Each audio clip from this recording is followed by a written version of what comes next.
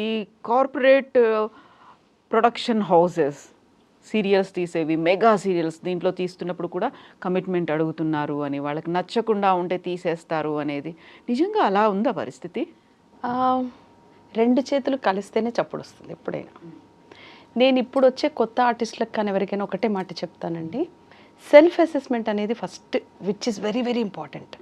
ముందు మనల్ని మనం అద్దంలో చూసుకోవాలి.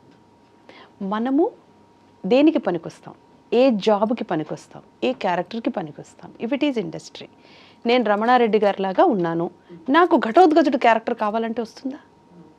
దానికోసం నేను ఘటోద్గజుడే చెయ్యాలి అని పట్టుపడితే నీ బ్రెయిన్, నువ్వు ఎన్ని తప్పటడుగులు వేయాలి అది సాధించడానికి. అందుకని అంత వద్దు, అంత over excite అయిపోవద్దు.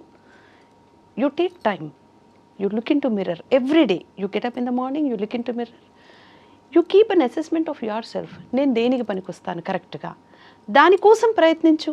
Definitely you will get the roles, definitely you can achieve anything, either it is job or education or whatever. ఇప్పుడు నేను ఇందాక మీకు చెప్పాను నా కొడుకు చదువుకోలేకపోయాడని. చాలా చదువుకుని విదిన్ 15 yearsకే ఐఏఎస్లు అయిపోతున్న పిల్లలు కూడా ఉన్నారు. అంటే వాళ్ళ ఐక్యూ లెవెల్ అంత ఉంది.